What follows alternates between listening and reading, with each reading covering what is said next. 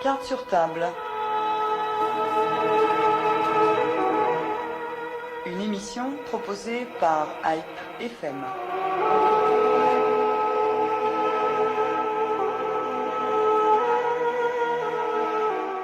Quatre ans après l'adoption d'une première loi pénalisant le négationnisme du génocide des Arméniens, puis son rejet par la Cour constitutionnelle, le Parlement français vient à nouveau d'adopter un texte en ce sens.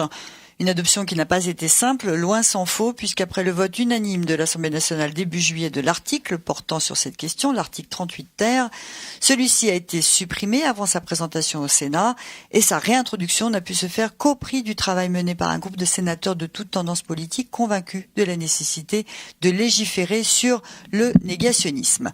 Mais, contrairement à la loi adoptée en 2012, il s'agit cette fois d'un article plus général qui concerne l'ensemble des crimes contre l'humanité et il est inscrit de surcroît au cœur d'une loi intitulée Égalité et citoyenneté. Comment en sommes-nous arrivés à ce résultat, à ce texte, à cette adoption? À quel développement peut-on s'attendre? C'est ce que nous allons voir ce matin en compagnie de nos invités. En studio avec nous, les coprésidents du CCAF. Moulad Papazian, bonjour. Bonjour. Ada Toragnan, bonjour. Et merci d'être avec nous ce matin, au lendemain donc de ces heures qui ont été, on l'imagine, assez difficiles. Et nous recevrons au cours de cette émission par téléphone les sénateurs Didier Guillaume, Luc Carvounas, Hervé Marseille et Philippe Kaltenbach. Je le disais en préambule, le Sénat a donc adopté hier l'article 38 ter qui contient les dispositions permettant de poursuivre en justice les négationnismes des crimes contre l'humanité reconnus par la loi française. L'article a été adopté par 156 voix pour et 146 contre, ou plutôt l'amendement visant à le réintroduire dans le projet de loi. Alors messieurs, avant d'analyser le vote du Sénat hier, votre réaction à cette adoption que l'on doit certes à l'engagement des parlementaires, mais aussi, voire surtout, au travail de sensibilisation du CCAF et donc à votre travail effectué auprès des élus de la République. Votre réaction à chaud, à froid, je ne sais pas quel mot employer. Et je me jette à l'eau. Ça fait 10 ans. 10 ans, le 18 mai 2006, que une première proposition de loi avait été introduite à l'Assemblée nationale. 10 ans d'action, 10 ans de combat. Il a fallu que nous ayons le souffle long pour sauter les obstacles qui se sont multipliés devant nous. Nous avons eu pendant ces 10 ans des majorités différentes, et dans l'exécutif, et à l'Assemblée nationale, et au Sénat. Il a fallu effectivement retourner à chaque fois dans des campagnes de sensibilisation, d'explication, avec en face de nous un État turc très très puissant, très mobilisé, comme d'habitude sur les questions qui touchent aux Arméniens, qui a des moyens qui ne sont pas les nôtres, qui a des méthodes qui ne sont pas les nôtres. Et donc, il a fallu que nous soyons avec tous les camarades, tous les militants, tous les sympathisants au sein du CCAF, toutes les associations, déterminés, organisés, mobilisés, solidaires, très unis pour que nous puissions remporter ce combat. Et nous l'avons remporté. C'est vraiment une très belle victoire. Nous l'avons remporté à l'Assemblée nationale le 1er juillet, au Sénat avant-hier, sur un projet de loi du gouvernement. Et ça, c'est quand même assez unique. C'est la première fois dans l'histoire que c'est le gouvernement qui prend, comme l'avait promis François Hollande pendant la campagne électorale et réitéré au cours de son mandat. C'est une initiative du gouvernement. C'est un geste politique très important pour nous et il faut que nous le savourions de cette manière. Oui, c'est la grande différence entre les textes précédents, que ce soit celui de 2006 ou celui de 2011, appelé loi Boyer. Nous sommes aujourd'hui face à un texte présenté par le gouvernement. Alors votre réaction, Aratorania, on peut dire ouf ce Évidemment, matin? je partage tout ce que vient de dire Mourad Papazian. Bien entendu, c'est une victoire. Je crois que c'est une victoire de l'unité aussi, surtout du peuple arménien. Tout le monde s'est mobilisé autour de ce texte. Tout le monde savait bien dans la communauté que le sionisme est totalement insupportable et qu'il fallait le combattre. Donc c'est une victoire de notre mobilisation, de nos forces, du CCAF, de l'unité. On est évidemment très très contents. Ça fait effectivement 10 ans de combat. Et puis c'est une promesse tenue de François Hollande. Il faut le souligner, il faut le dire. Il s'était engagé au moment de l'élection en 2012, comme d'ailleurs son adversaire Nicolas Sarkozy à l'époque, à proposer une loi, à légiférer, en dépit de l'avis du Conseil constitutionnel qui avait invalidé la loi Boyer. C'est vrai que ça a mis du temps, c'est vrai que nous avons été confrontés à des difficultés de tous ordres. Premièrement, il y a eu des difficultés politiques, diplomatiques, évidemment de la Turquie, 17e puissance mondiale, avec laquelle la France a quand même pendant cette période essayé de renouer des relations diplomatiques qui étaient à un niveau très très bas à la fin du mandat de Sarkozy, justement à cause de cette loi relative au négationnisme. Donc il y a eu ces difficultés d'ordre politique, diplomatique, qui n'ont pas favorisé le rythme. Et puis il y a eu aussi toute une série de déboires, le problème de la CEDH avec l'arrêt Perrin-Sec, qui a fait reculer, qui nous a retardé le projet, et toute une série de difficultés juridiques qu'on a essayé de surmonter. Notamment avec une série de réunions au ministère de la Justice, avec le ministre de la Justice aussi, avec nos juristes, et on a réussi finalement à trouver un texte équilibré, je pense. Alors on se souvient qu'au dîner du CCAF en janvier dernier, le président de la République, qui était de nouveau l'invité d'honneur de cet grand événement, avait annoncé qu'un texte serait rédigé avec l'aide d'un juriste éminent, Monsieur Costa, j'ai oublié son prénom. Jean-Paul Costa. On sent que cette année, il y a eu un coup d'accélérateur qui a été donné comme si une bulle avait éclaté, qu'on avait pu trouver enfin les rails sur lesquels lancer cette machine, ce projet de loi, et que le déclic ensuite s'est fait et que le texte a pu être rédigé. Alors que les années précédentes, il y avait eu un frein, on sentait qu'il y avait un blocage juridique. C'était ça l'idée, le problème ? En fait, lorsque le président François Hollande a été élu président de la République, évidemment, puisqu'il avait pris cet engagement devant la communauté arménienne, quelques semaines après, le CCAF avait rencontré le président de la République et ses conseillers pour effectivement la mise en œuvre de cet engagement électoral. Et au début de l'année 2013, le gouvernement français a voulu mettre en œuvre la décision cadre de l'Union européenne. Mais comme la décision cadre de l'Union européenne, sa transposition littérale ne protégeait pas en fait la négation du génocide arménien, ne protégeait pas, il fallait l'adapter. Et en avril, alors que le projet de loi devait être déposé, le Conseil d'État a donné un avis défavorable, juridiquement. C'est à partir de là que le président de la République a demandé au ministre de la Justice d'organiser au CCAF une série de réunions qui ont eu 6-7 mercredis de suite au ministère de la Justice, avec les experts du ministère de la Justice, nos experts, des experts du CCAF. Et d'ailleurs, je voudrais rendre un hommage aussi à Armen Koyumjan, qui est coprésident de la FAJA et qui est très actif dans le CCF et qui a coordonné toute cette action juridique, c'est important de le souligner. Avec les autres juristes de la FAJA. Avec les autres juristes de la FAJA, avec un certain nombre de juristes, des spécialistes qui nous ont assistés professionnellement. Didier Rubu, Thomas Hockman, un tas de juristes, effectivement, d'autres parce que sans eux, on n'en serait pas à ce résultat. D'autres également qui souhaitent probablement pas être cités. Sévac Torossian, enfin vraiment, on a eu autour de nous, autour du CCF, une vraie mobilisation de toutes les expertises. Et puis, il y a eu le problème Perinchek. Le problème Perinchek, donc à la petite chambre, puis après à la grande chambre, et puis le 15 octobre 2015, le jugement du procès Perinchek.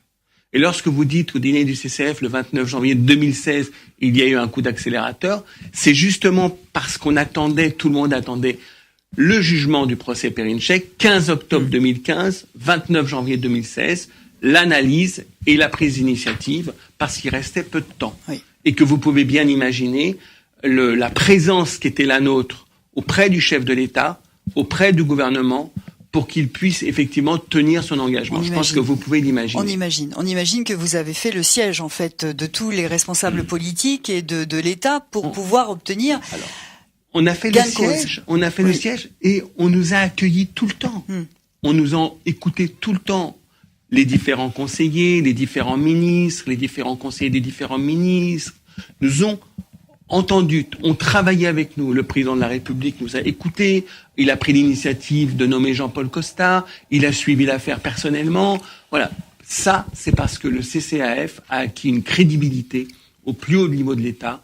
Et ayant acquis cette crédibilité au plus haut niveau de l'État, c'est descendu dans les différents ministères. Et aujourd'hui, le CCAF, grâce aussi à cette détermination, grâce à cette expertise, grâce au fait également que nous avons su nous entourer d'experts, a acquis cette crédibilité. Et c'est une des raisons pour laquelle, en fait, nous avons été pris très au sérieux, que la communauté arménienne a été très respectée, et nous avons abouti à ce résultat. Alors, ce résultat, j'ai envie de dire, c'est un peu un tour de magie qui s'est joué sous nos yeux, puisque ce texte permet de pénaliser le négationnisme du génocide des Arméniens sans le mentionner tel quel, contrairement à la loi Boyer qui ne portait que sur la négation du génocide des Arméniens. L'idée était donc de se donner dès le départ les garde-fous pour éviter un rejet par le Conseil constitutionnel. Est-ce qu'aujourd'hui on peut dire qu'on est rassuré? Alors on ne peut pas préjuger de ce que feront les sénateurs qui se sont opposés à cette adoption, s'ils vont saisir le Conseil constitutionnel ou pas, mais est-ce qu'à priori on est serein? Oui, je crois qu'on est, je ne sais pas si on peut dire qu'on est rassuré, parce que le combat continue. Il y aura probablement une saisine du Conseil constitutionnel, parce qu'il y a eu quand même beaucoup d'opposants au Sénat à cette loi, donc il est très possible il y a un dernier round qui se joue, comme la dernière fois, devant le Conseil constitutionnel. Mais cela étant, compte tenu du nombre de juristes, du nombre de spécialistes, d'experts qui ont réfléchi à ce texte, vraiment, il y a eu des heures et des heures de réflexion, vraiment un très gros travail dessus. On ne voit rien pour l'instant qui pourrait justifier une invalidation du Conseil constitutionnel. Enfin, bon, on ne sait jamais. Il y a aussi des facteurs, on le sait, dans ce type de démarches qui sont aussi des facteurs qui ne sont pas forcément juridiques, qui peuvent être aussi des facteurs politiques. On n'a pas la maîtrise de ce qui peut se passer à ce niveau-là. Mais voilà. Affaire à suivre, mais a priori, pour l'instant, le texte est, comme on dit, verrouillé. On peut employer cette expression. Oui, le texte nous paraît verrouillé. Ce qui me paraît aussi très intéressant, quand même, à tirer comme conclusion, c'est que quand même par deux fois, donc l'Assemblée nationale et par deux fois le Sénat ont voté pour la pénalisation du négationnisme, ce qui semble indiquer que cette pénalisation correspond à un vrai besoin et a été compris quand même par une majorité de la classe politique. Par la représentation. Deux fois de suite, l'Assemblée populaire, la représentation populaire française vote des textes en ce sens. Ça a quand même une signification, une portée politique incontestable, et il serait quand même très très dommageable et pas très démocratique que le Conseil constitutionnel, par deux fois, s'oppose ainsi à la volonté populaire exprimée. Alors je le disais, cet article 38 ter avait été supprimé par la commission spéciale chargée d'étudier le projet de loi égalité-citoyenneté. Il a donc fallu introduire des amendements pour obtenir sa restauration. Alors l'un des amendements qui a été déposé au Sénat est celui du sénateur de la Drôme, Didier Guillaume, qui est en ligne avec nous. Didier Guillaume, bonjour. Bonjour. Alors déjà, avant de rentrer dans l'analyse, votre réaction à vous suite à ce vote, on imagine que vous étiez sans doute inquiet hier suite aux différentes interventions, notamment celle de la rapporteure Françoise Gatel qui s'est opposée en avançant des difficultés juridiques, mais on sentait quand même que les arguments particulièrement complexes utilisés par les adversaires de cet article 38 ter étaient destinés un peu à brouiller les esprits. Votre réaction, Didier Guillaume? Oui, il y avait deux sortes d'arguments pour ceux qui étaient campés. Tout d'abord, permettez-moi à mon tour de me réjouir très fortement de l'adoption de cet amendement et ainsi boucler un débat qui dure déjà depuis de nombreuses années, c'est celui de la reconnaissance du négationnisme. Le fait de négationnisme n'est pas acceptable pour les génocides reconnus comme pour ceux qui n'étaient pas reconnus. Et c'est en ce sens que le génocide arménien n'étant pas reconnu, jusqu'à maintenant, le négationnisme ne pouvait pas être acté. C'est le cas depuis cette semaine maintenant. Et moi, je me réjouis qu'une majorité de sénateurs ait suivi l'amendement que j'ai déposé à titre personnel, mais que j'ai déposé au nom du groupe que je préside, le groupe socialiste. Ça n'a pas été simple, parce qu'il y avait deux sortes de collègues qui étaient opposés. Ceux qui étaient opposés uniquement pour des raisons juridiques, Conseil constitutionnel sans cesse remis en avant, et là je suis désolé de dire que c'est important, et on verra ce que fera le Conseil, mais enfin, quand on fait de la politique, on doit afficher des orientations fortes, et pas se cacher derrière des arguments juridiques qui peuvent en être, mais ce n'est pas à nous de le traiter. Et puis il y en a d'autres qui étaient opposés, tout simplement, à ce que cet amendement soit voté. Et finalement, il a été voté, certes qu'avec 10 voix d'avance, 156 à 146, mais enfin il a été voté. Oui. Moi je suis très heureux, très fier d'avoir porté ce débat. Alors, Didier Guillaume, est-ce que on peut s'inquiéter des arguments justement employés par certains sénateurs qui étaient opposés à cet article, qui portent non pas sur la partie concernant les Arméniens, mais sur les autres crimes contre l'humanité concernés par cet article 38 ter, et qui pourrait justement avoir pour conséquence que tout l'article soit, que l'ensemble du texte soit invalidé. Et que là, cette fois-ci, ce serait pas que les Arméniens qui seraient visés, mais l'ensemble des crimes contre l'humanité. Écoutez, je ne crois pas. Nous avons beaucoup travaillé sur l'aspect juridique. Il y avait aussi un passage sur l'esclavage. Oui. Je veux le dire ici. C'est très important aussi la reconnaissance de l'esclavage et le fait qu'on ne puisse pas dire tout et n'importe quoi. Écoutez, nous verrons bien. Je pense qu'il y aura des recours au Conseil constitutionnel. Il y a des gens qui ne sont pas favorables à lutter contre le négationnisme. Il y aura des recours au Conseil constitutionnel. Nous avons essayé de faire le mieux possible dans la rédaction de cet amendement pour être intégré au texte de l'égalité afin que nous puissions répondre aux interrogations juridiques. Mais maintenant, il faut attendre. Nous avons eu une victoire politique. Mais cette victoire politique, ce n'est pas une victoire politique au sens politicien du terme. C'est une victoire politique au sens vie de la cité, au sens grec du terme.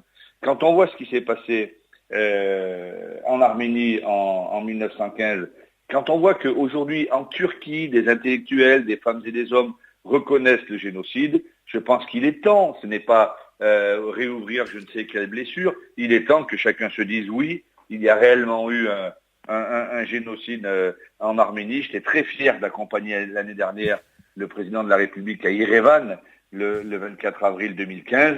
Et je crois qu'il faut aller dans cette direction. Et aujourd'hui, affirmer que n'importe qui ou que des gens avec des intentions peut-être pas très bonnes fassent du négationnisme et ne puissent pas être poursuivis, ce n'était pas normal. C'était le sens de ce texte. Donc c'est vraiment pour des raisons humaines, pour des raisons humanistes, pour des raisons historiques aussi, de l'histoire avec un grand H, que nous avons souhaité reparler de cela. D'ailleurs, la volonté en est venue du président de la République, François Hollande, qui voulait absolument que là on puisse travailler dans cette direction.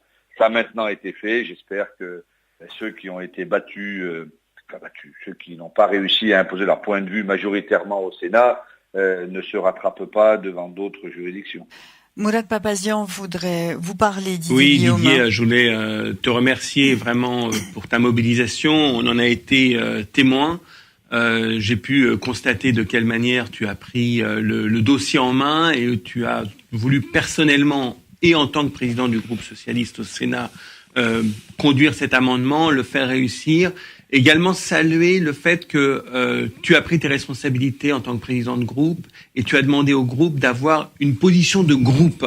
C'est-à-dire qu'il n'était pas possible dans le groupe socialiste, et je pense que ça n'a pas dû être facile, que des sénateurs socialistes s'expriment votent contre ce texte. Il y a eu 5 abstentions, mais il y a eu 100 voix pour, donc tout le groupe socialiste Et je dirais que si d'autres groupes avaient fait la même chose, on n'aurait pas été borderline sur ce dossier-là. Donc, merci beaucoup. Oui, merci. Je n'étais pas le seul, évidemment. Philippe Kaltenbach, qui préside le groupe. Que nous aurons tout à l'heure dans cette émission. Oui, Luc Carbounas, le sénateur maire d'Alfortville et beaucoup d'autres. Cela dépasse ma propre personne, mais je voulais symboliquement, c'est important que je mène ce débat et cet amendement.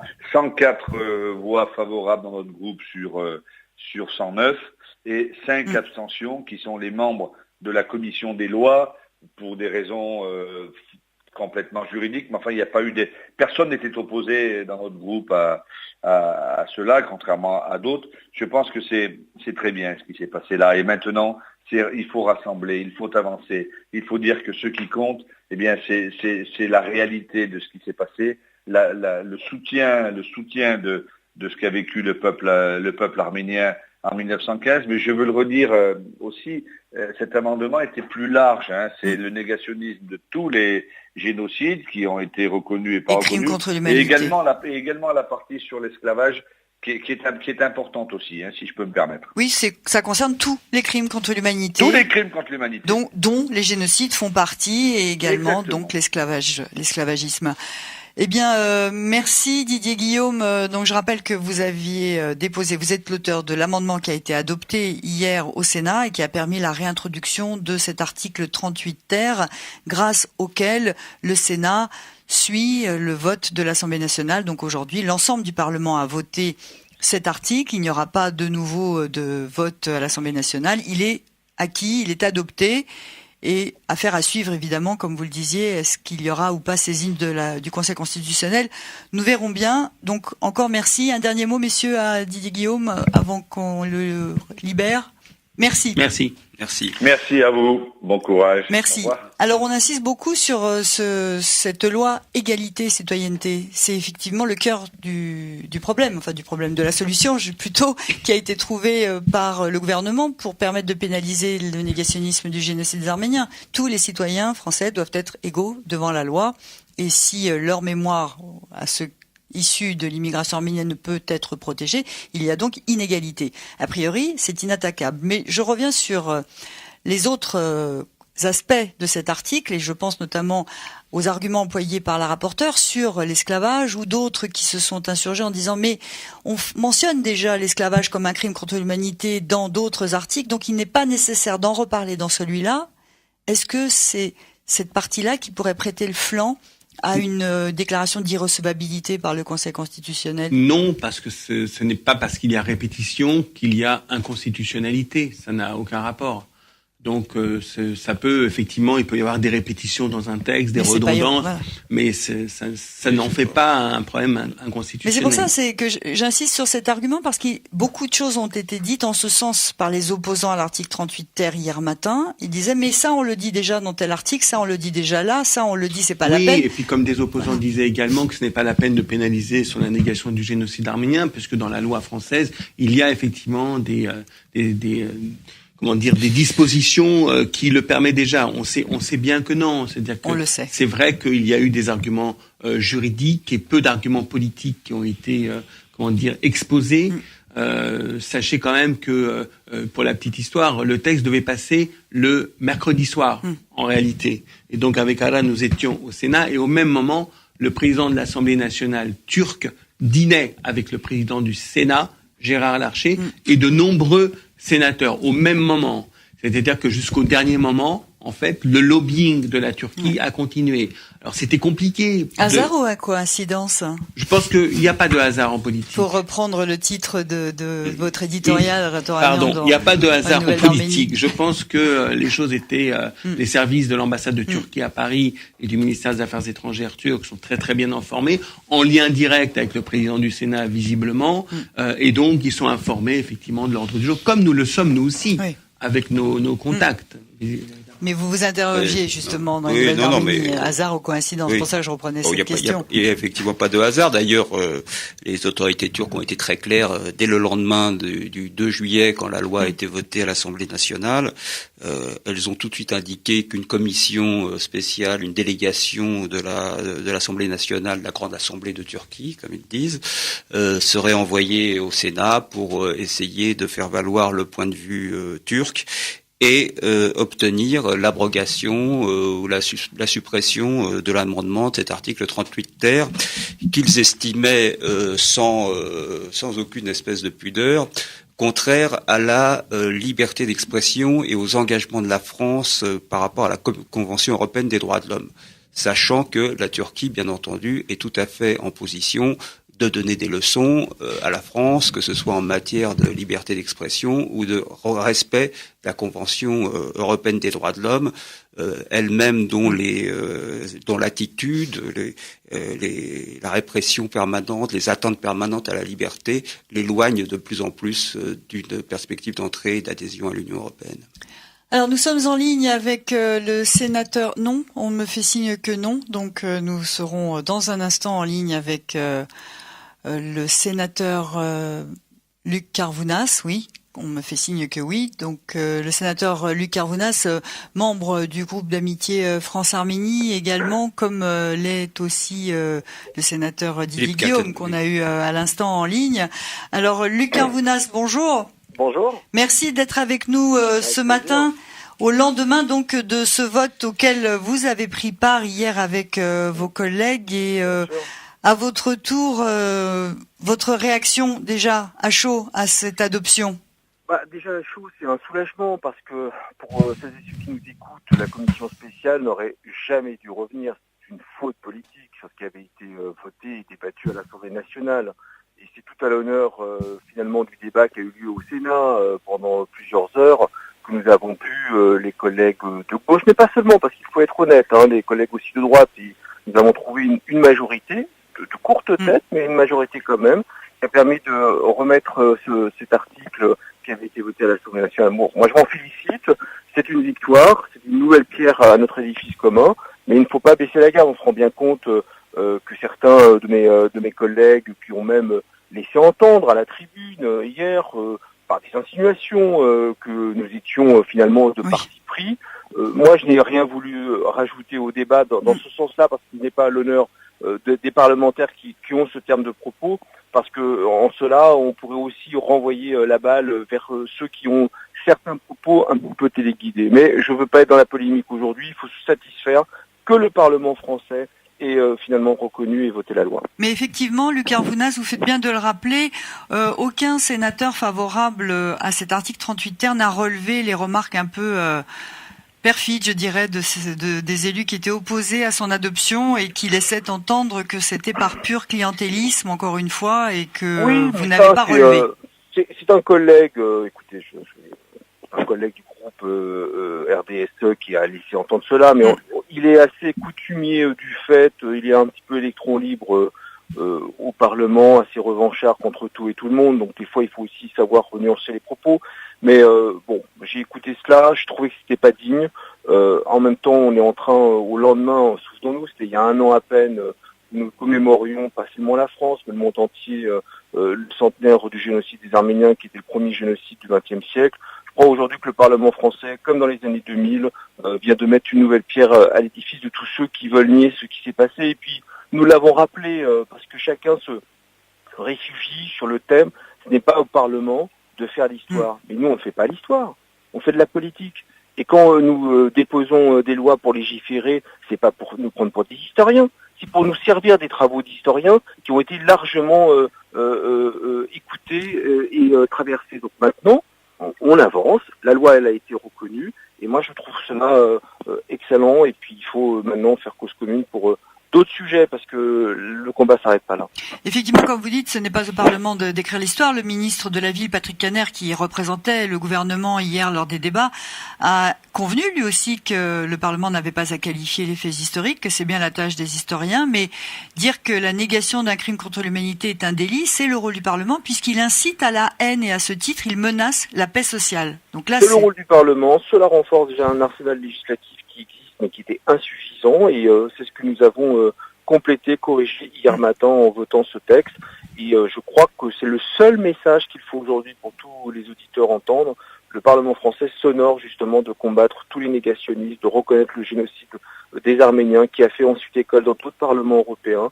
Et nous avons maintenant encore d'autres sujets, ce n'est pas l'objet de ce matin, mais il faudra aussi que le Parlement français, avec le gouvernement français, comme nous l'avons fait vis-à-vis de la question du Haut-Karabakh, nous avancions aussi vis-à-vis de toutes ces familles de descendants de martyrs du génocide des Arméniens, nous avancions sur non seulement la reconnaissance, mais aussi qu'ils soient dédommagés. Et cela, il va falloir exactement. Il faudra que le Parlement français avance sur toutes ces questions. Mourad Papazian. Oui, j'ai remercié publiquement tout à l'heure Didier Guillaume, Luc, parce qu'il a effectivement engagé tout le groupe socialiste dans ce combat et dans ce vote. Et je voulais publiquement te remercier également de ta mobilisation, de ta constance, de la force de ta mobilisation, effectivement, sur ce dossier de la pénalisation de la négation du génocide arménien, mais également, tu étais à Yerevan au 24 avril 2015 sur le dossier avec la visite d'État du président de la République.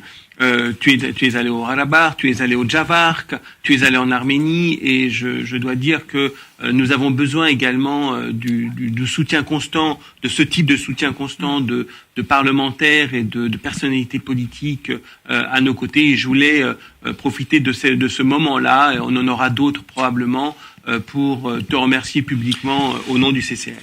Cher Luc, je m'associe bien entendu et tout à fait à 100% à ce qu'a dit Mourad Papazian.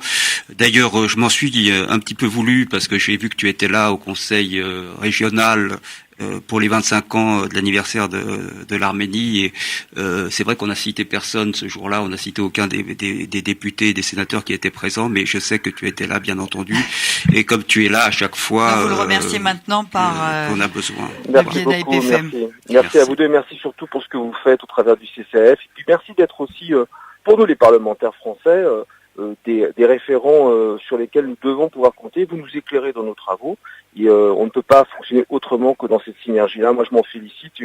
On va faire encore de belles choses ensemble, et pour la France, pour nos compatriotes d'origine arménienne, mais pour notre pays, parce que c'est avec fierté qu'on travaille dans ce sens-là. Mais Luc Arvounas, je profite de votre présence pour vous poser une autre question sur les relations que vous pouvez entretenir avec vos collègues républicains. On a entendu Roger Karoutchi qui a pris la parole lors des débats pour faire part de son soutien inconditionnel, évidemment, en faveur de la pénalisation de la négation.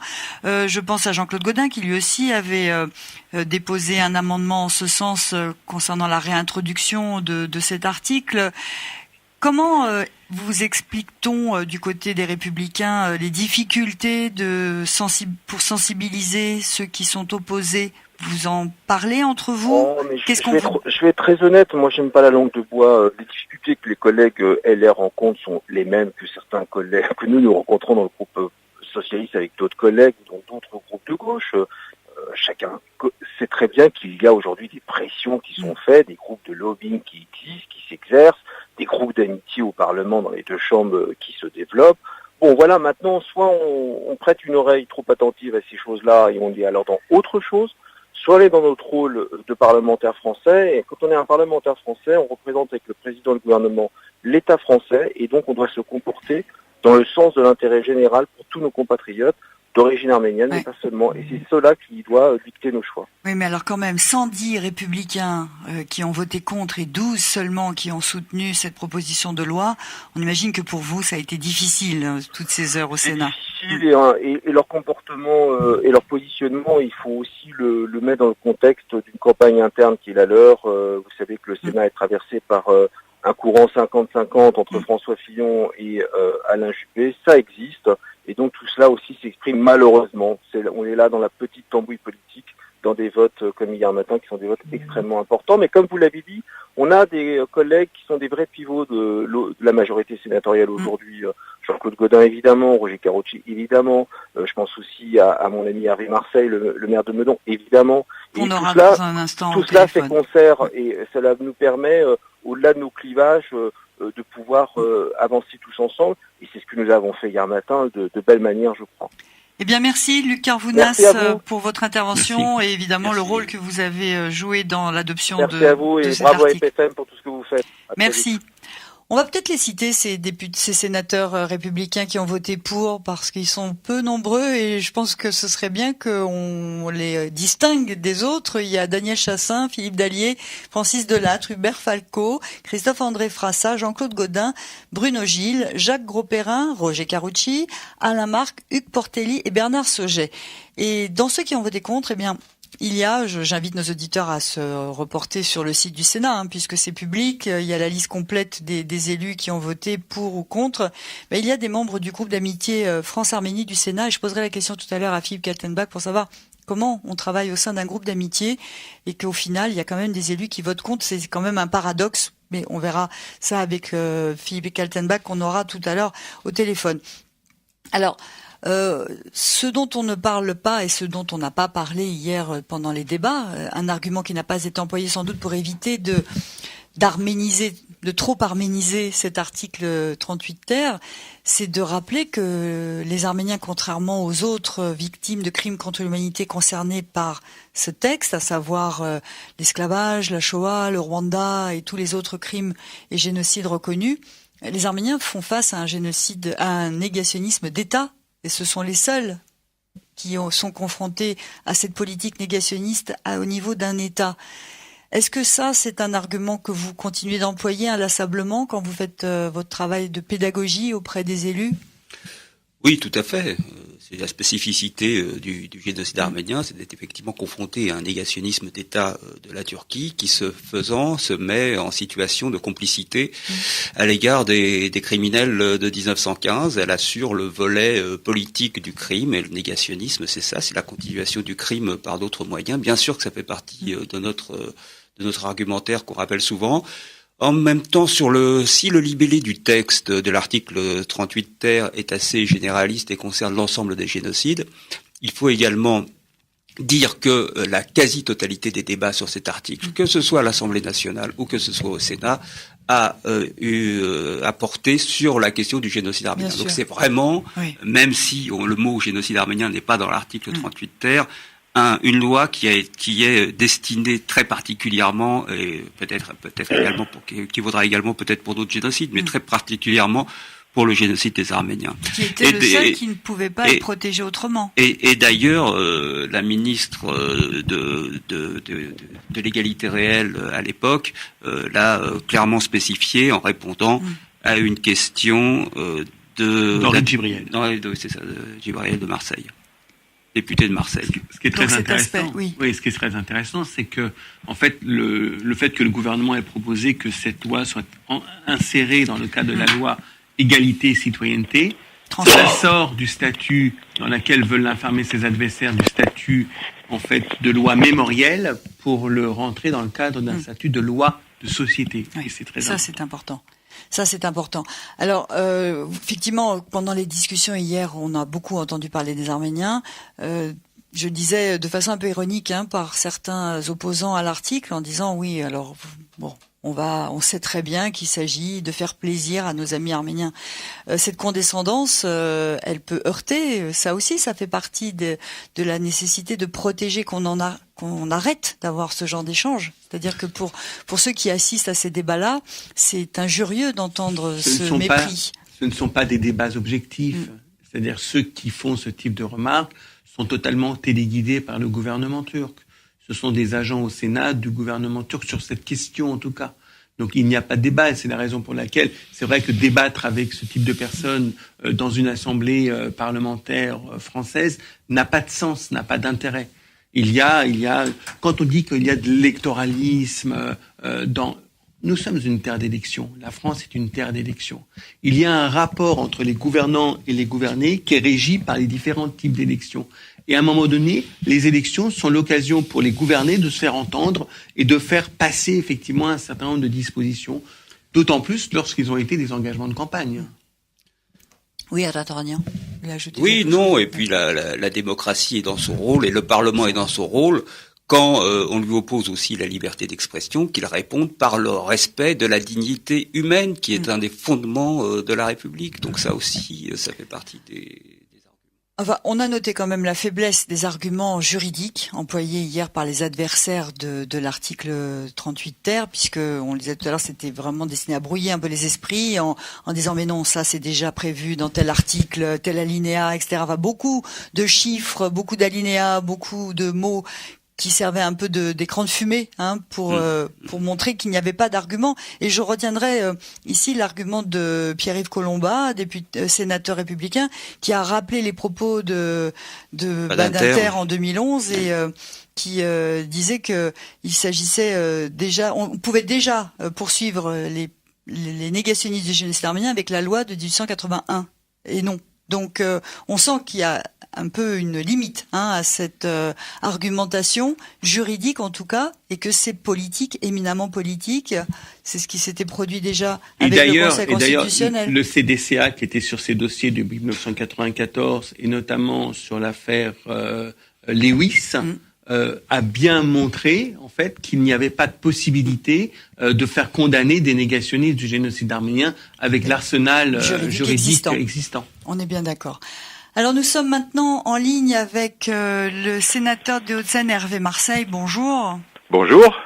Merci également d'être avec nous ce matin, car vous aussi, vous avez œuvré à cette réussite, à l'adoption de cet article 38 ter. Vous aviez proposé un amendement visant à sa réintroduction. Finalement, votre amendement n'a pas été retenu car il différait légèrement de celui qui avait été adopté par l'Assemblée nationale. Expliquez-nous comment vous avez mené votre démarche et qu'est-ce qui vous a conduit finalement à retirer votre amendement et à suivre celui proposé par le groupe socialiste. Bien, écoutez, d'abord, je salue M. Toragnan et Mourad Papazian qui étaient présents hier au Sénat. Salut aussi. Et écoutez, c'était une promesse du président de la République, nul ne l'a oublié. Il y a eu des groupes de travail sur ce sujet de la pénalisation, de la contestation des génocides, et puis beaucoup de soucis juridiques. Donc on a recherché la bonne solution. Moi j'avais interrogé par des questions écrites à différentes reprises le gouvernement, avec des réponses un peu dilatoires, parce que la vérité c'est qu'il y avait un tâtonnement juridique. Bon, et puis il y a eu cette opportunité. Alors moi j'ai essayé de faire quelque chose qui tienne compte des arguments juridiques justement. L'affaire de l'esclavagisme, c'est important bien sûr, mais en vérité, ça répondait à une promesse faite à Victorin Lurel aux Antilles. Et puis, tout ça était un peu bancal. Donc, moi, j'ai essayé de faire quelque chose qui soit pas contestable sur le plan juridique. Oui. Bon. Et puis, à partir de là, c'est un peu de la technique parlementaire. Si j'avais maintenu mon amendement, je risquais de mettre en péril l'autre amendement. Parce que la vérité, c'est que comme il avait été adopté à l'Assemblée nationale, avec un vote conforme, il n'y avait pas de commission mixte paritaire et l'affaire était réglée. Oui. Donc c'est ce que j'ai finalement recherché, parce que au-delà des problèmes juridiques, au-delà des problèmes parlementaires, l'essentiel c'était de faire adopter cette disposition à laquelle nous étions nombreux à être attachés. C'est un combat depuis longtemps et moi j'ai apporté ma contribution. Donc le but c'était pas de faire passer mon amendement, c'était de faire passer l'idée, c'était de faire passer la disposition. La meilleure façon de faire, c'était de se retrouver sur l'amendement qui était susceptible de passer, c'est ce qui a été fait, et je crois que c'est une bonne chose. Alors j'imagine, messieurs, Mourad Papazian et Ratoragnan, que vous avez des félicitations et des remerciements à transmettre à Hervé Marseille. Merci Hervé, vraiment, effectivement, on était en contact permanent sur ce dossier-là. Et on a vu de quelle manière vous vous êtes mobilisés, vous avez travaillé, on était en collaboration parce qu'on recherchait effectivement le meilleur, la meilleure voie possible. Et jusqu'au dernier moment, votre rapport a été incontestable, important. Et encore une fois, merci publiquement. Non, mais je crois que l'essentiel, c'était d'aboutir. Donc voilà, la meilleure façon de faire, ça a été celle-là. Moi, je me réjouis d'abord du succès de cette convergence, de ces travaux, parce que bon, au-delà des différences politiques, on sait très bien qu'il y a des gens qui partagent pas cette idée, quel qu'en soit le motif. On revient perpétuellement sur est-ce qu'il appartient au Parlement de faire l'histoire. À qui ça revient si ça vient pas au Parlement? Je veux dire, c'est sûrement pas seulement à des historiens, seulement à des chercheurs, seulement à des fonctionnaires. Je veux dire, mon ami Roger Carucci a rappelé que le président de la République, Jacques Chirac, avait dénoncé Vichy en 95, oui. Et chacun l'a salué. Oui. Quand on a voté sur le 19 mars 62, et moi j'étais pas d'accord, bon c'est comme ça. Je veux dire, il y a eu une loi qui a dit en France on considère que la fin de la guerre d'Algérie c'est le 19 mars. On sait très bien que c'est une source de discordance. Bon à un moment donné, l'expression de la représentation nationale, elle se fait aussi sur l'histoire. Donc c'est important. Je crois que hier on a bien travaillé, je crois qu'on a travaillé utilement pour l'intérêt général, au-delà des différences, et je crois que l'essentiel c'était de faire aboutir ce qu'on recherchait déjà depuis longtemps. J'espère qu'il n'y aura pas de soucis juridiques. En tous les cas, on va s'employer à faire en sorte que ce soit solidifié. Oui, moi aussi je voulais m'associer aux remerciements adressés à Hervé Marseille, qui est depuis longtemps un partisan et un soutien de la cause arménienne et qui suit ce débat sur le négationnisme.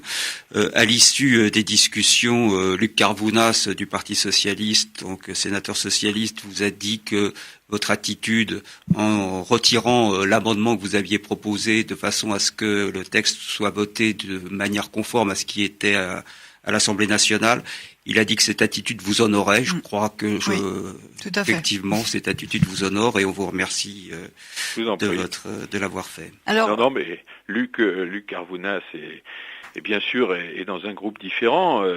Il est dans la majorité, je suis dans l'opposition, mais ça n'empêche pas d'être amis et surtout de se battre sur des sujets qui nous mobilisent ensemble. Alors vous, en tant que sénateur UDI, vous êtes en contact avec la plupart des élus républicains et de votre groupe aussi qui ont voté contre.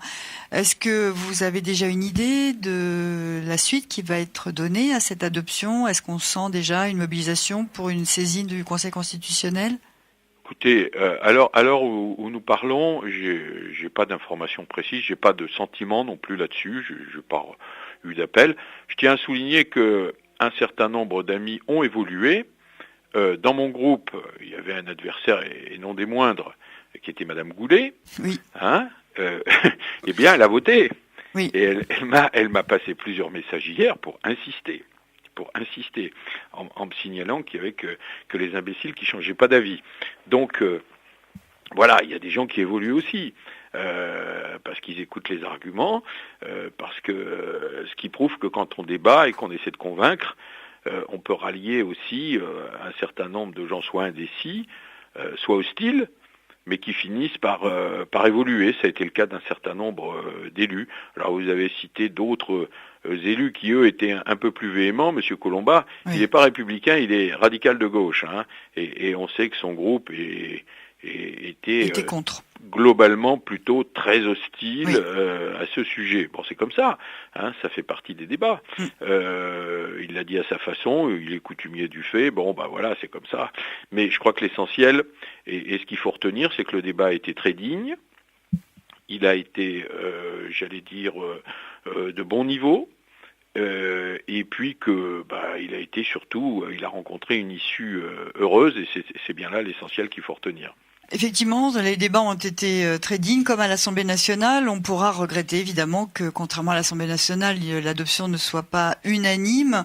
Alors que si on revient quelques années en arrière pour la loi Boyer, qui était une loi présentée par une députée, à l'époque c'était pas encore les Républicains, mais aujourd'hui Républicains UMP, elle avait été adoptée par l'ensemble des députés socialistes. Donc il y avait eu vraiment une unanimité de cause, de même que ça s'est présenté à l'Assemblée nationale. On peut le déplorer en espérant que ce ne soit pas une brèche dans laquelle vont s'engouffrer les élus qui pourraient saisir le Conseil constitutionnel. Affaire à suivre, évidemment, on ne va pas élaborer plus longtemps sur cette interrogation. Hervé Marseille, encore merci. Merci beaucoup Hervé Marseille, merci beaucoup. Et bravo aussi pour le travail que vous avez mené, qui a permis de faire changer les indécis. Il n'y a que les imbéciles qui ne changent pas d'avis, comme on dit. Merci Hervé Marseille. Merci, bon week-end. Au revoir. Alors on parle beaucoup de la Turquie depuis le début de cette émission, évidemment, mais on peut noter qu'il n'y a pas eu beaucoup de réactions à l'adoption par le Sénat hier de cet article 38 ter. Les médias turcs sont assez neutres, assez réservés, même dans leurs commentaires. Est-ce qu'ils ont changé d'attitude ou ils sont pris par des préoccupations autres? Évidemment, on pense à la politique intérieure et au drame que vit la société turque aujourd'hui. Comment est-ce qu'on peut expliquer cette absence de réaction? D'habitude, voilà, c'est des cris d'indignation, et là, silence. Calme, en tout cas. Oui, il y a peut-être un peu des deux, de ce que vous avez indiqué. Je crois qu'effectivement, là, on voit bien que la Turquie est aujourd'hui à beaucoup de fer au feu et à faire, ne serait-ce que sur le plan intérieur, beaucoup de conflits, beaucoup de difficultés. Des tensions extrêmement fortes également à ses frontières, donc peut-être que cette affaire est passée pour elle au deuxième plan, mais en réalité j'y crois pas beaucoup, parce que je sais que la pénalisation, enfin la question de ce qu'ils appellent la lutte contre les allégations de génocide est une priorité de la politique étrangère de la Turquie depuis longtemps. Le fait que le président de l'Assemblée nationale turque était là avant-hier au Sénat en train de discuter avec le président Larcher est quand même significatif, en dit long quand même sur cette mobilisation de la Turquie. Et je crois que on n'est pas forcément au bout de nos peines. Il y a un travail qui va être probablement mené. Je crois que peut-être que les Turcs ont pris conscience du fait que leur négationnisme forcené à visage découvert devenait à la fin contre-productif dans l'opinion, et on sait que pour eux l'opinion évidemment est quelque chose d'important, et peut-être qu'ils ont changé de stratégie dans la communication, mais il n'empêche que bien sûr les pressions continuent. D'ailleurs, elles ont été affirmées, je vous dis, là, c'est vrai qu'on n'a rien eu encore après le vote du Sénat qui date d'avant-hier, mais quelques jours après le vote de l'Assemblée nationale au mois de juillet, le ministère des Affaires étrangères turc avait bien dit qu'ils allaient essayer d'engager un dialogue avec les Français pour éviter que cette loi ne soit votée.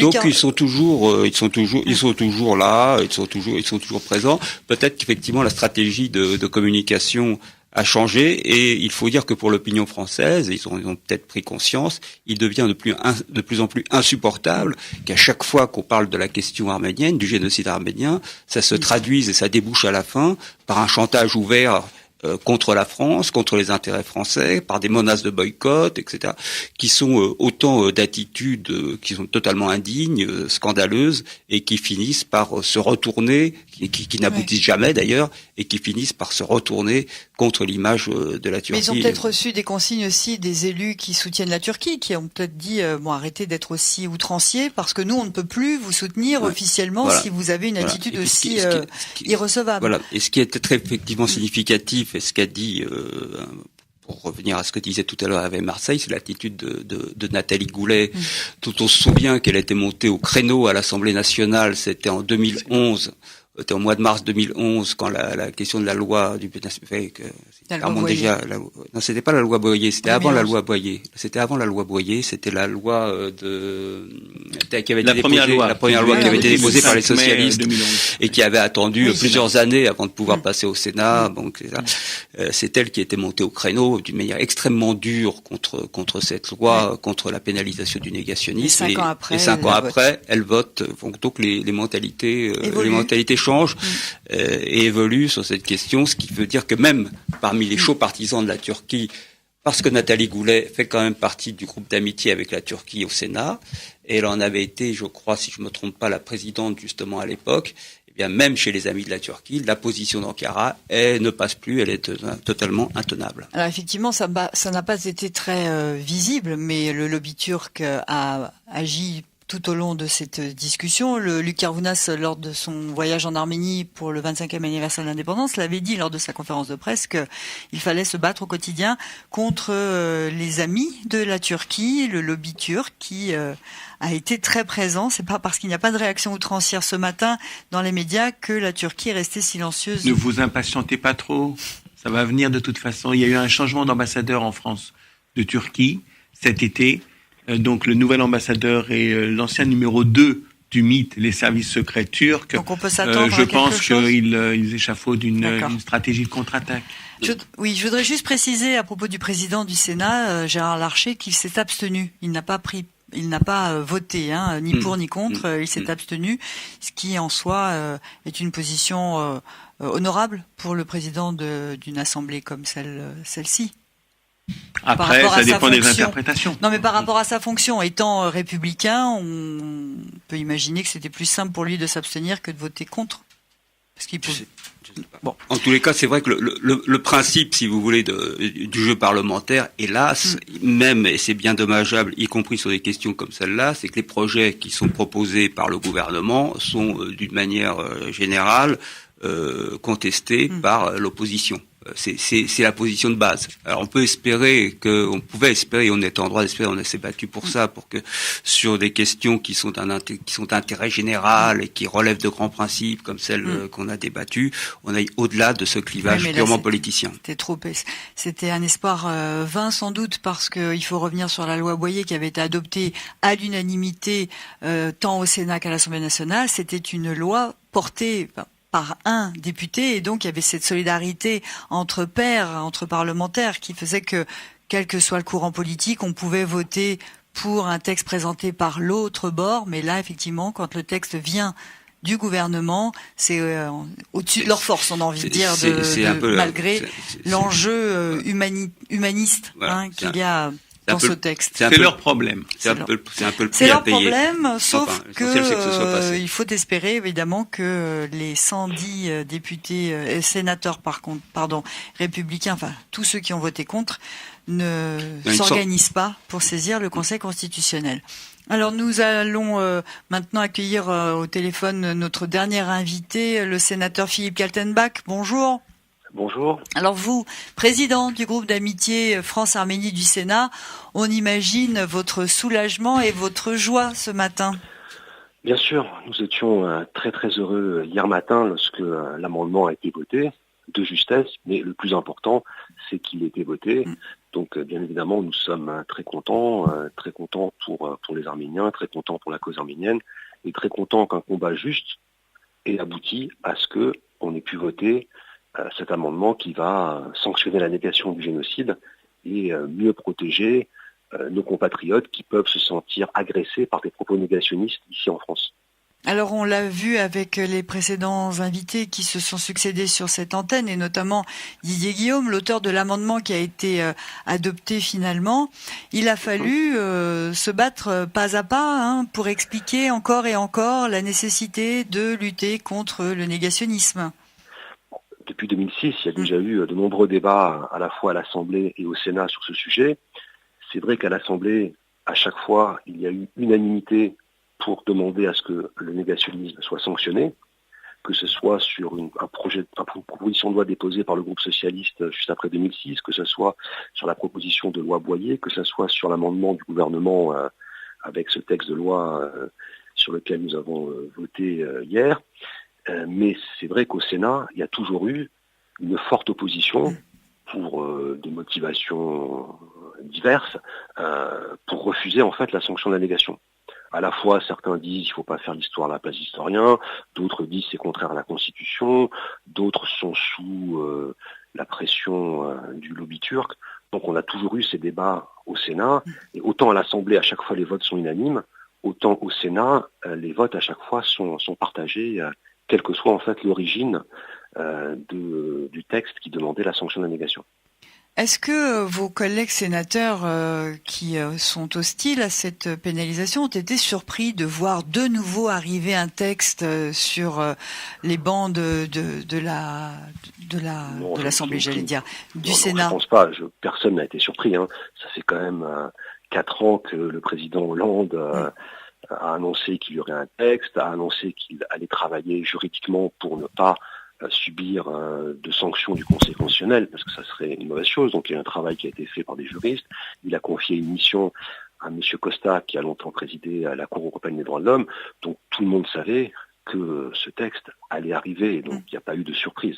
Donc les adversaires de la pénalisation de la négation savent que quoi qu'il arrive, il y aura de nouveau quelque chose qui sera fait pour y parvenir, même si, alors vous disiez hier, n'anticipons pas sur une éventuelle censure du Conseil constitutionnel, c'est pour ça je pense à ça. Oui.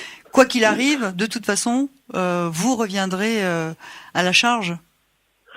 Ça fait 10 ans qu'on mène ce combat, on va pas l'arrêter. Hein. Je crois que personne parmi les adversaires de la sanction de la négation n'imagine que ceux qui sont porteurs de ce combat vont arrêter de le mener. On le mènera avec toutes les armes. Là, je crois quand même qu'on a un amendement qui est bien bordé juridiquement, en plus qui a été voté dès la première lecture à l'Assemblée comme au Sénat en termes identiques, et qu'on peut, je pense, aller devant le Conseil constitutionnel avec bien sûr toujours un risque, mais un risque qui est extrêmement limité. Moi, je suis très très confiant sur la manière dont peut se positionner le Conseil constitutionnel, parce que dans la rédaction de l'amendement, il a été tenu compte de sa précédente décision. Là, on vise tous les génocides, tous les crimes contre l'humanité, et moi je considère que le dispositif protège la liberté d'expression, mais empêche qu'on aille trop loin, et donc c'est un texte qui est équilibré. Et moi, je pense qu'on a de très bonnes chances de passer devant le Conseil constitutionnel. Alors, Philippe Kattenbach, comme on ira devant le Conseil constitutionnel, puisque certains ont déjà annoncé qu'ils allaient le saisir, on aura la réponse. D'accord. Certains, vous le savez déjà, ça a déjà été annoncé. J'ai Monsieur Mézard qui a déjà dit que de toute façon, si c'était voté, il irait devant le Conseil constitutionnel. Donc on sait que sur un texte comme ça, on ira devant le Conseil constitutionnel.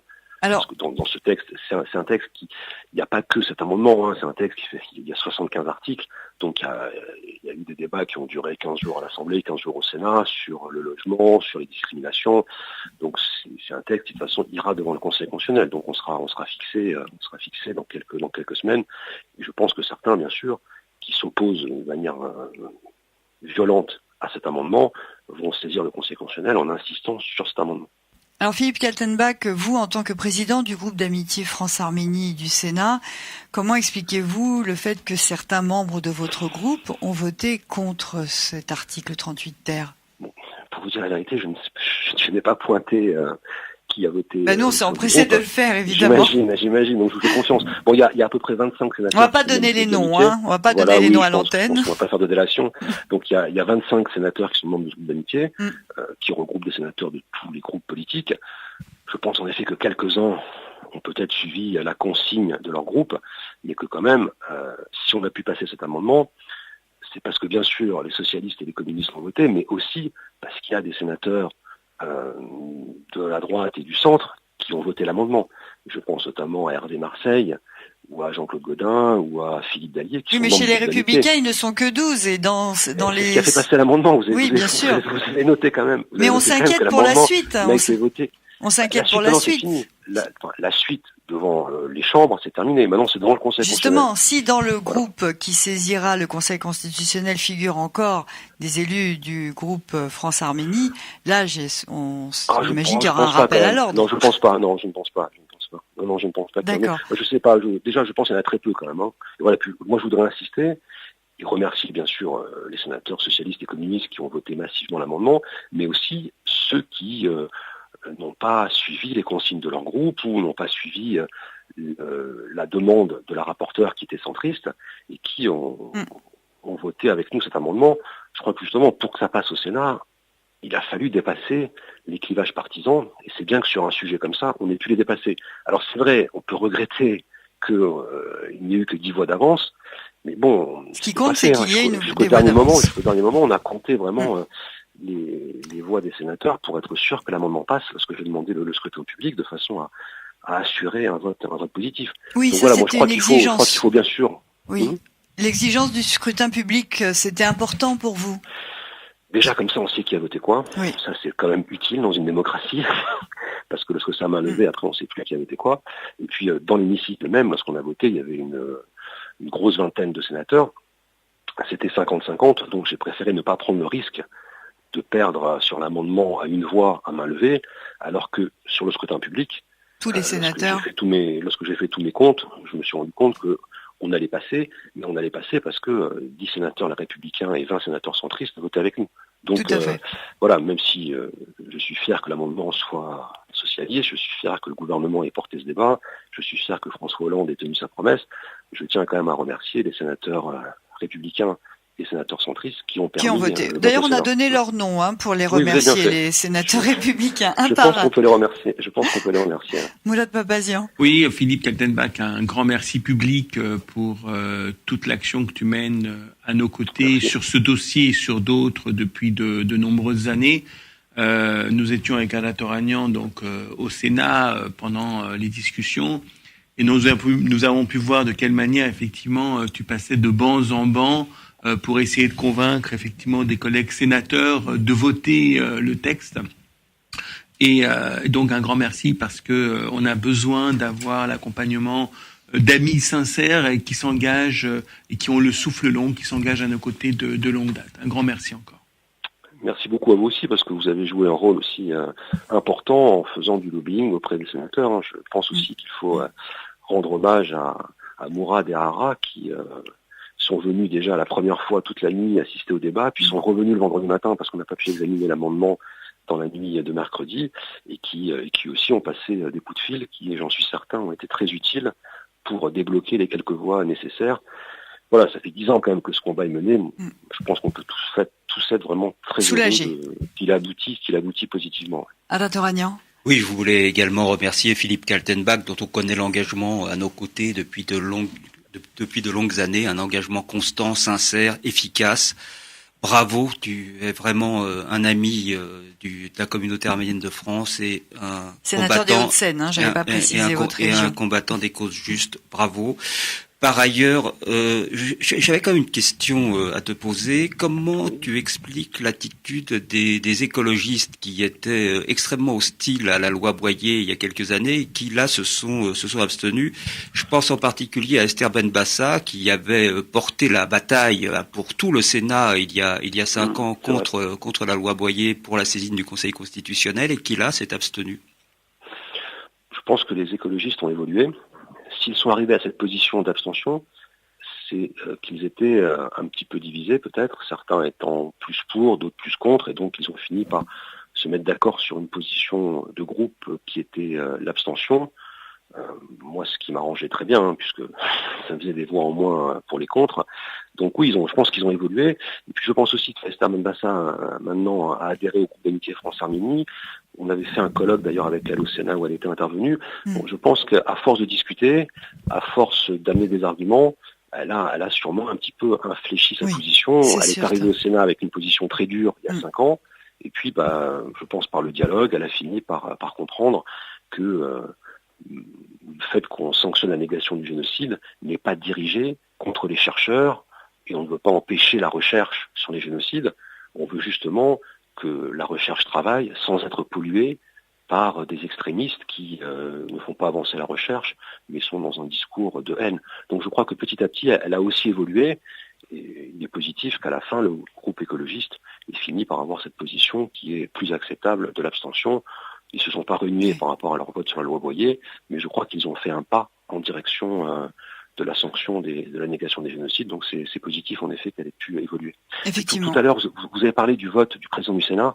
Je voulais juste préciser, pour que les choses soient claires pour les auditeurs, que le président du Sénat, en fait, il ne prend part à aucun vote. Ah d'accord, donc voilà, d'où ma méconnaissance du fonctionnement du Sénat fait que j'avais insisté sur ça. D'accord. Voilà, comme il préside, en fait, c'est théorique, tout le monde sait qu'il est chez les Républicains, et d'ailleurs il prend souvent des positions dans les médias qui sont des positions très politiques, mais au Sénat, comme c'est le président du Sénat, pour assurer une neutralité entre guillemets dans son rôle de président, il ne prend pas part au vote sur ce texte comme sur tous les textes. Il prend pas part au vote, mais il reçoit le président de l'Assemblée nationale turque.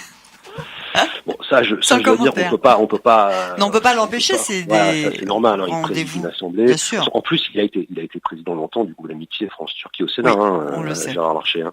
Donc voilà, mais je pense qu'on peut pas lui reprocher en tant que président du Sénat de remplir de tenir ses obligations. Ouais, bien sûr. On peut pas lui reprocher. Je pense qu'il a été correct dans le débat. Hein. Il n'a pas pris position. Il est resté en retrait. Effectivement, tous les débats ont été très corrects. Eh bien, merci Philippe Kaltenbach pour le travail que vous avez mené. Vous êtes sénateur des Hauts-de-Seine et donc un des soutiens permanents en faveur des questions arméniennes. Et cette dernière question qui a enfin abouti, celle de la pénalisation de la négation des crimes contre l'humanité et des génocides, et donc celui des Arméniens. Merci Philippe Kaltenbach. Merci. Alors cette émission arrive à son terme. Le sujet évidemment va être de nouveau débattu, discuté, parce qu'on s'attend à ce qu'il y ait une réaction derrière. Philippe Kaltenbach vient de le dire. Certains avaient prévenu, si ça passe, on saisira le Conseil constitutionnel. Mais eux, en leur nom propre, peut-être qu'ils ne seront pas les 60 nécessaires pour pouvoir saisir le Conseil constitutionnel. Peut-être que certains élus ont voté contre cette fois, mais n'iront pas plus loin. Juste par principe, ils n'ont pas voté le texte. Ce que Philippe Kaltenbach a expliqué tout à l'heure, c'est qu'on est dans le cadre d'un projet de loi avec plein d'articles. De toute façon, ça sera envoyé au Conseil constitutionnel. De toute façon. Mais pas pour cet article-là. Et à partir du moment où le projet dans son ensemble est envoyé devant le Conseil constitutionnel, même s'il n'est pas souligné cet article-là, le Conseil constitutionnel peut l'étudier. À partir du moment où le projet est envoyé. C'est pas le sujet. Je pense qu'à un moment donné, effectivement, on a tous la crainte de 2012, le précédent, etc. Mais je dois dire aujourd'hui, comme l'a souligné Ara tout à l'heure, c'est important de signaler que nous avons gagné la bataille politique. Par 2 fois, l'Assemblée nationale a voté un texte pénalisant la négation du génocide arménien. Par 2 fois, le Sénat, dans la foulée, a fait de même. C'est-à-dire qu'aujourd'hui, il y a la représentation parlementaire française, la représentation du peuple français, qui veut qu'il y ait ce type de loi dans l'arsenal juridique français. Ça, c'est important à souligner parce que il n'est pas évident, nous n'avons pas la même organisation que l'État turc. Rester 10 ans et même plus de 10 ans constant, mobilisé sur ce dossier, sans se décourager, sans avoir les moyens, sans avoir de moyens importants, c'est également un fait important qui marque notre détermination à poursuivre ce combat. Voilà, donc je dirais juste que nous avons gagné la bataille politique, nous avons gagné la bataille de l'opinion, nous avons beaucoup travaillé avec le gouvernement, les experts du CCAF sur l'aspect juridique de ce texte. Nous sommes plutôt confiants, nous verrons bien. En tout cas, c'est la règle de la République. Il y a des projets qui peuvent être envoyés devant le Conseil constitutionnel. C'est le droit. C'est comme ça dans une société démocratique. C'est différent de l'autre texte. Voilà. Là, c'était vraiment celui-là. Voilà, il est très différent. La fois précédente, c'était le génocide des Arméniens qui était visé. Et là, ce serait l'ensemble de la loi qui serait examinée. On a tenu compte des jurisprudences et du Conseil constitutionnel et de la CEDH. Il y avait cette difficulté-là. En conclusion, Ara Toranian. Conclusion, c'est provisoire évidemment, parce qu'on va y revenir. C'est une victoire. On a gagné ce combat-là. D'autres combats vont suivre, bien entendu. Il y a d'autres chantiers sur lesquels il va falloir travailler, en ce qui concerne la Turquie, en ce qui concerne la question du Haut-Karabakh, bien entendu.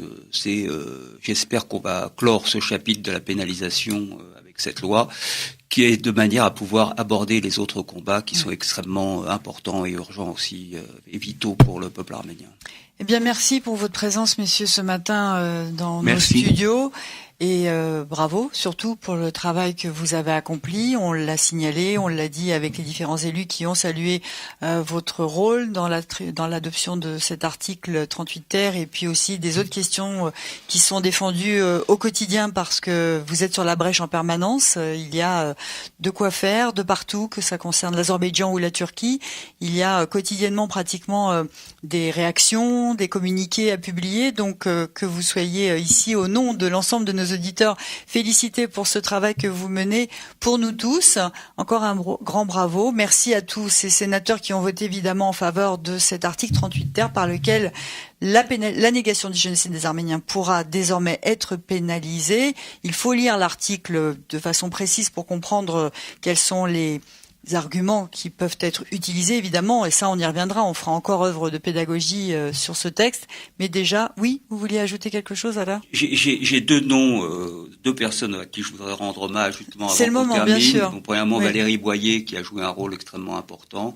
Et puis puisqu'on parlait de la partie arménienne, je pense évidemment à Alexis Kovsian qui a pendant des années aussi conduit présidé le CCF, Oui. était à la pointe de ce combat. Oui, parce que c'est pas un combat qui a débuté il y a 1 an, ni 4 ans, ni 10 ans. C'est un combat de longue haleine que Et puis tous les autres. voilà, dont qu'on on mène est- depuis presque 100 ans. Donc bravo encore et merci à nos auditeurs de nous avoir suivis. À très bientôt. Au revoir.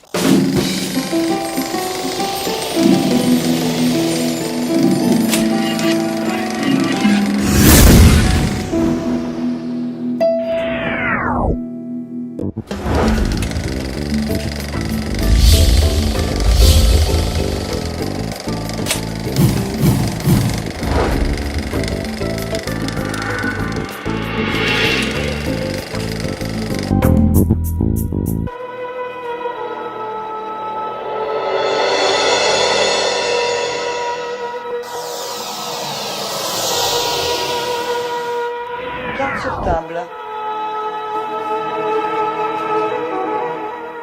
Une émission proposée par Hype FM.